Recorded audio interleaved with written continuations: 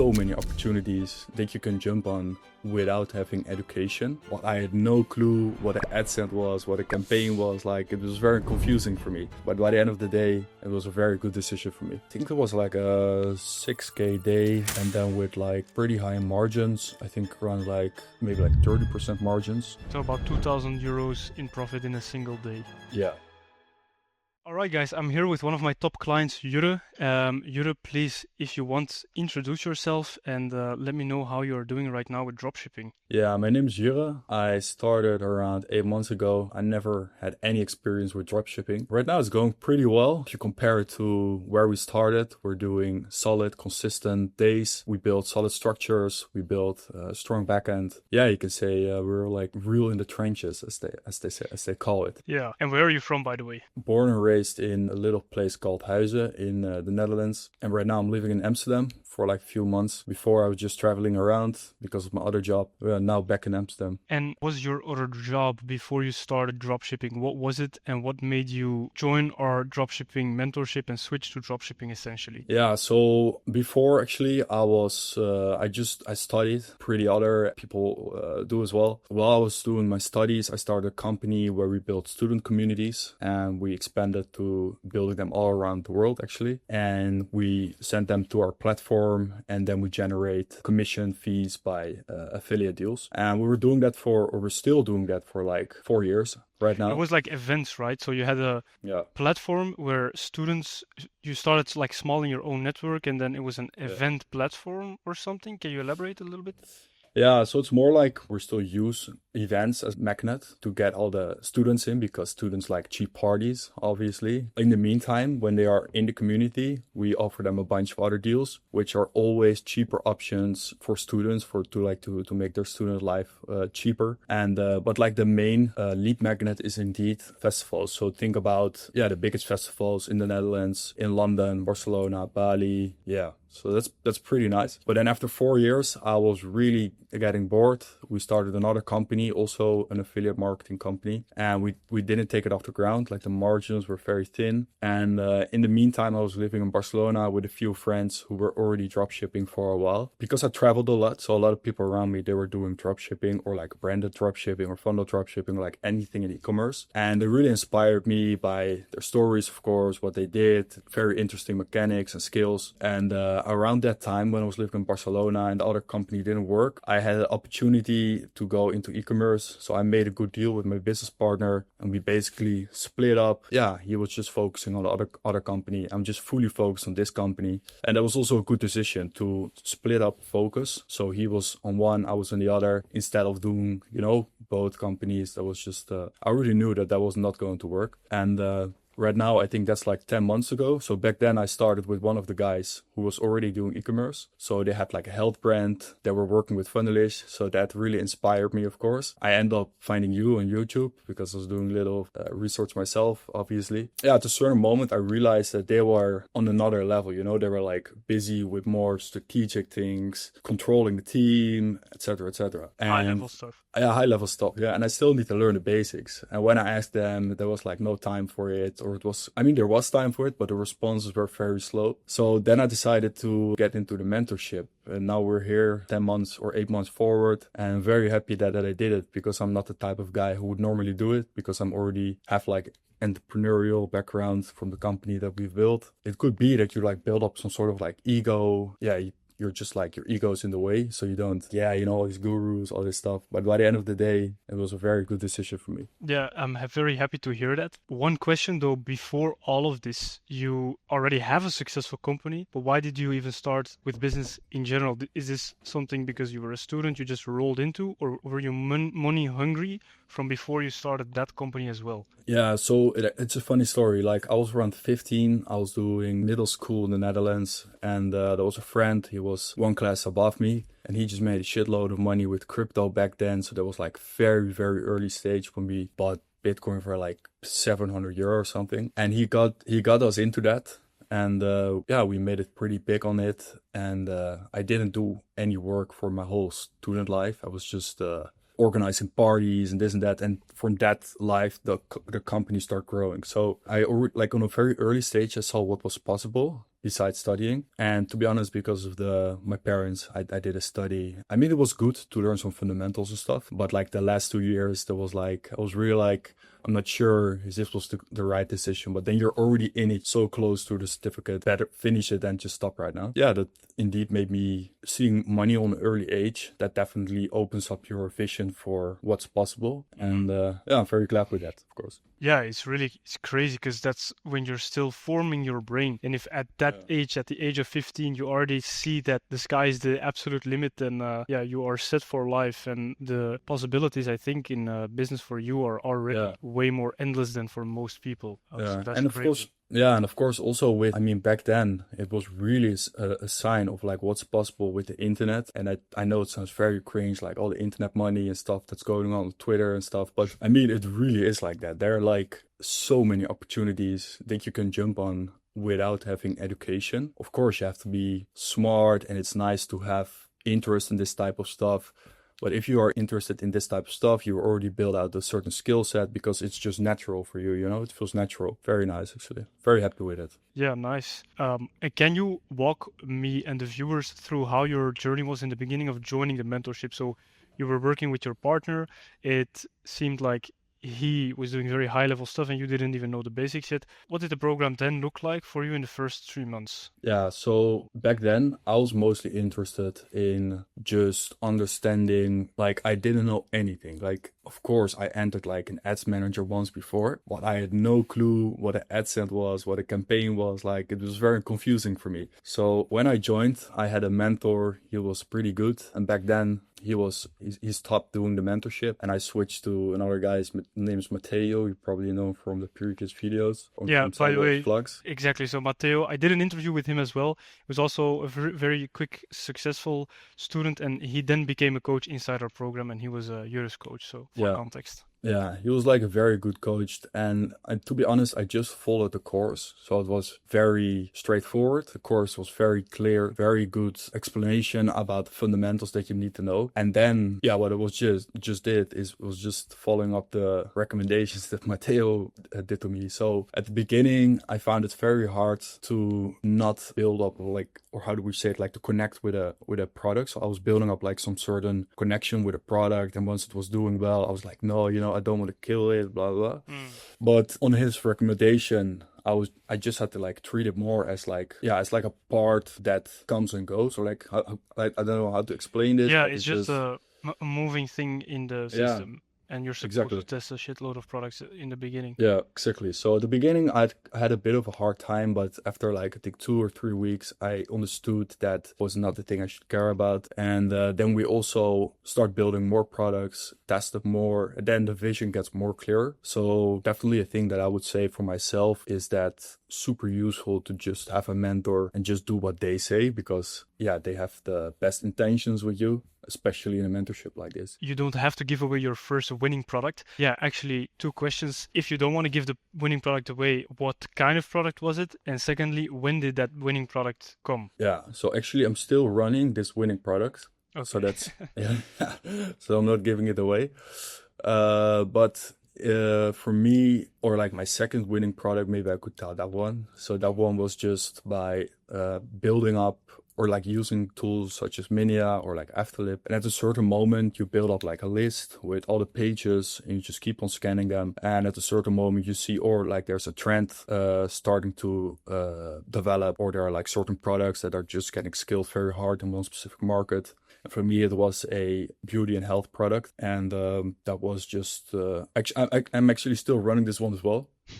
It's still like doing a role as 2.5, so that's pretty good, but just in different markets. So then the market where I started off. Yeah, so in the first 3 months, what was the highest revenue day / profit day you were able to achieve? I think there was like a 6K day, and then with like pretty high margins, I think around like maybe like 30% margins. That was like the best day I did in the first 3 months. So about 2,000 euros in profit in a single day. Yeah. In 3 months. When starting from absolute scratch, which is congrats. Pretty yeah, thanks. It was pretty nice. Mm-hmm. Yeah. And during that first 3-month period, what was, other than being emotionally attached to the products that you were testing, what was the second biggest change you had to make mentally before you were actually able to scale to these 6K days? So I think for me, the second biggest mind shift or mind development that I made was to not find out the wheel myself. So I was before, I was really thinking about a more branded approach, which is also part of the strategy because it looks very branded. But there's like a maximum of like how branded you want to do it, because the customers that are coming into our funnels are like one-time customers. So you don't want to focus on, of course, you want to have them like a nice user experience, etc. But the goal is not to build like lifetime value, like LTV or this type of stuff. So for me, it was really about that, to just let go of like going into too much detail. Yeah, there's a fine line between going too branded and like too less of a branded approach. We try to teach like the perfect in between branding and volume. But if you go too branded, then first of all, like you said, you get too emotionally attached to any product. And secondly, it takes way too much time and money as well. And you cannot, have the necessary volume that is needed to reach these high revenue days. So Yeah. that's an interesting one. Yeah, I agree. And for me also, like funnel dropshipping is so I'm like not that experienced yet compared to, for example, you're in the space for like years already. But from what I understand right now is that like back in the days, you could just do like insane days with just a general Shopify page, which was not that branded. And right now you really have, of course, big brands crushing it. It's just very trending to start a brand. Everyone wants a brand, etc. But I think the approach that we have with like branded funnel dropshipping or like funnel dropshipping is that it feels very native. It feels very branded for the customer. And I think that's just like a perfect spot to be in right now. It's like the sweet spot, because you can test products on a high level, on like a high volume, I mean. Yeah, exactly. We try to throw in as many branded principles as possible, unless it hurts the volume. Then we stop. So the operational side of things is still based off of volume, not 20 products a day like fashion dropshipping or whatever. Like one, Yeah, two exactly. products per day is absolutely perfect to reach big numbers, because we do so much branded stuff as well, which is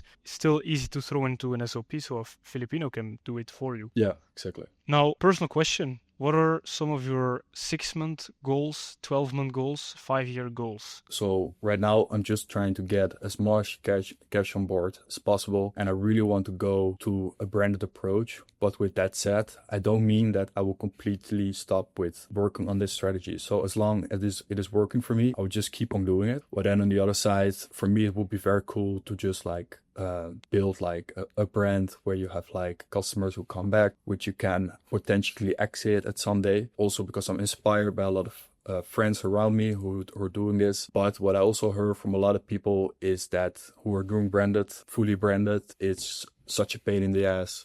Doesn't generate that much cash as branded dropshipping or like funnel dropshipping. So for me right now is just keep on going for at least 12 months with the strategy I'm doing right now, because it's working. And after that, just keep on building the company so I can outsource it a little bit more. So just do a little bit of more like a management role. And after that, depending on how much cash we generated, I would just look into what can we do in terms of fully branded product. And besides that, we're also trying to exit the other company. So that's something going on, like besides the stuff we're doing right now. And after that, like 5-year goals is just have at least 1 or 2 exits on my name. That would be very cool, actually. Yeah, that's it. That are like the big goals I have for now. Yeah, I mean, it's very inspiring. And do you see yourself like taking any of the, for example, funnel dropshipping products into a brand? Yeah, I mean, it really depends. Like, so one of my products, actually my first winner, that is one product. Like, I see people trying it, but for some reason they just don't hit the sweet spot. They just can't scale it. I feel like this could be a product we could actually brand,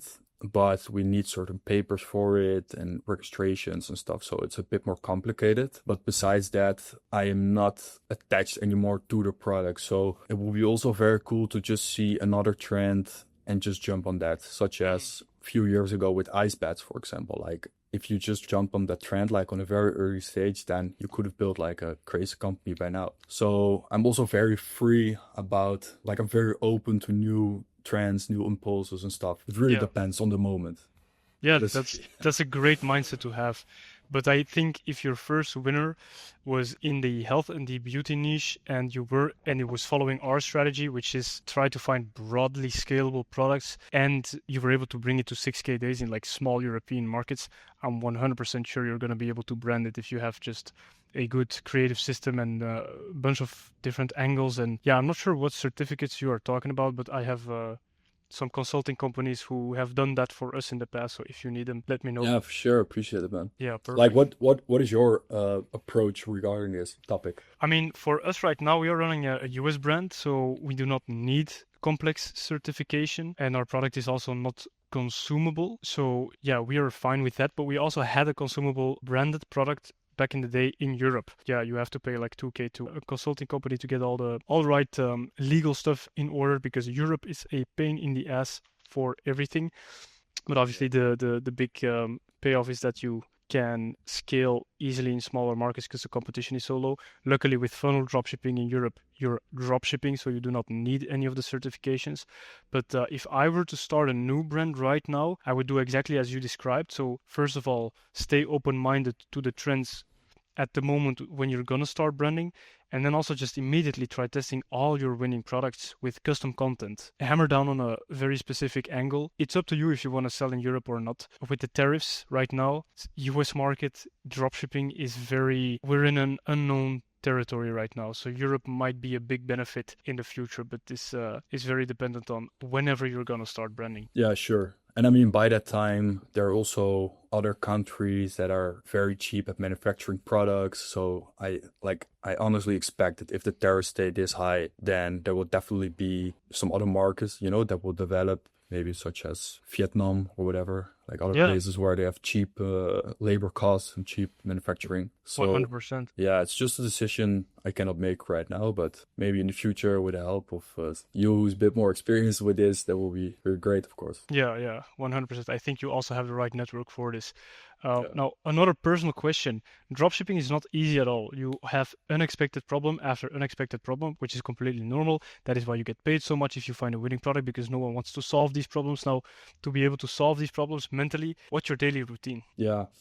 So regarding that topic, I really want to address indeed that a lot of people, that's like, I think the biggest issue I see right now with people starting with dropshipping. They really think it's like, I mean, it is a very low barrier to start, but indeed, and there's like so much like people starting to do it, but because of all the problems, a lot of people stop. And for the people who stop, I just want to say, like, basically every business you're starting is going to have a lot of hassle, especially at the beginning. You're going to have so much headaches for things you don't understand. You don't understand your customer or whatever you're doing. And this is just part of starting a business. I think it's of course it's a risk that you take, but if you just have the right mindset, then you're like halfway there. That's definitely, or even more, maybe like even 70% there.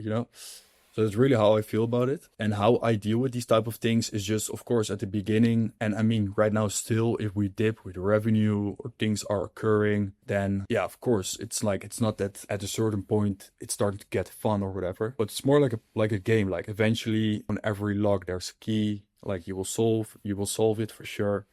There are always people, especially in the mentorship, who can help you out, because they already went through this type of stuff. So that's just really how I look into it, to be honest. And do you have some sort of, special daily routine or things you tell yourself, or Yeah. mental framework? Yeah. So what really helps for me is just very, very basic stuff, but I just write everything down. So every thought that I have, or like not every thought, but like everything I need to solve, I just write it down. So I have like a very structured overview of stuff that needs to happen.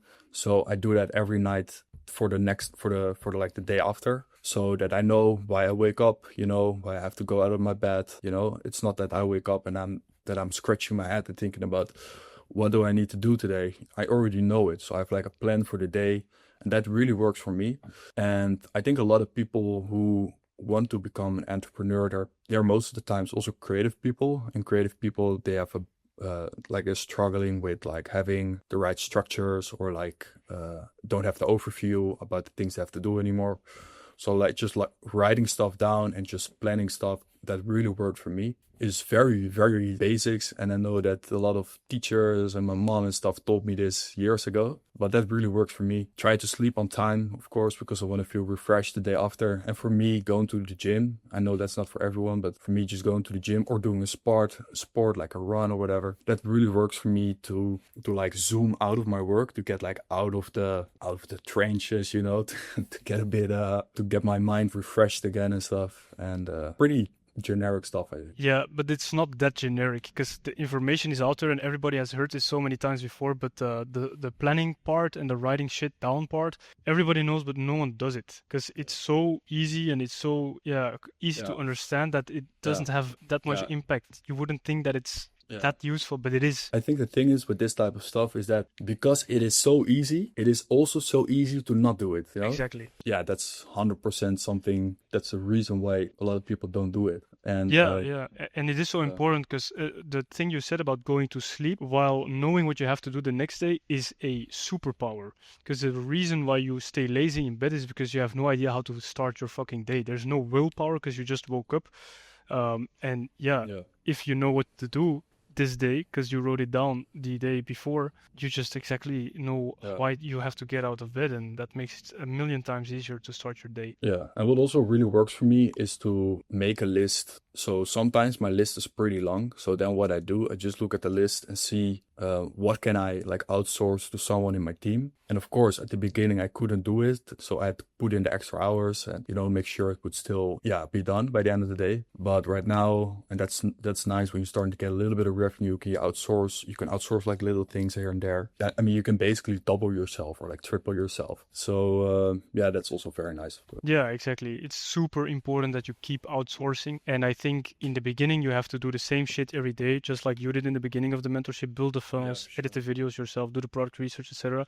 But once you figure out what a winning product is and you've had a couple, outsource it as soon as possible. Every time in any business, this counts for every single business out there, I think, if you do the same tasks for 2 weeks long, you're not outsourcing fast enough. Because as a CEO, you get paid to think.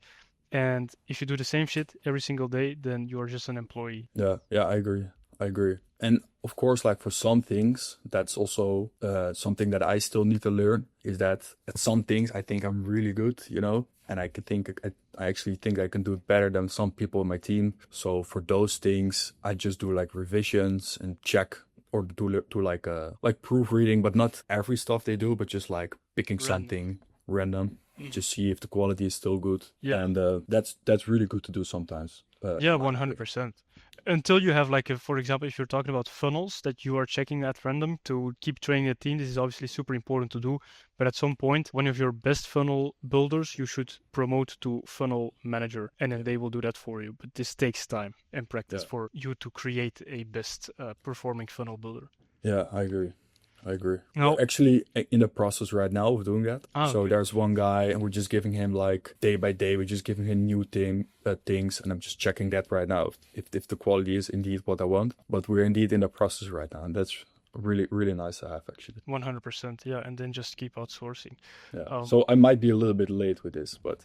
You're probably late, but you cannot be later than how late I was with this shit. Because I remember in the beginning, I didn't see myself hiring people because I was a child trying to make some money online, and I couldn't envision myself having a call with this 40-year-old person on the other side of the world trying to convince them to join my business. But that was just my own mental belief system that was completely fucked.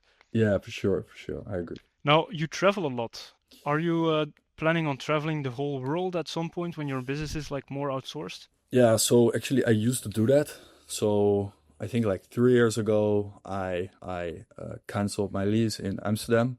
I just finished my study by then, and I traveled. I lived like a year in like Cape Town, or like in Bali, like 6 months in Cape Town, a few months in Hong Kong, Barcelona. It was really good. Like it was honestly very good because you get to meet a lot of very interesting people, because I think people who stay in their village, I mean, not everyone, but they just get a bit small-minded.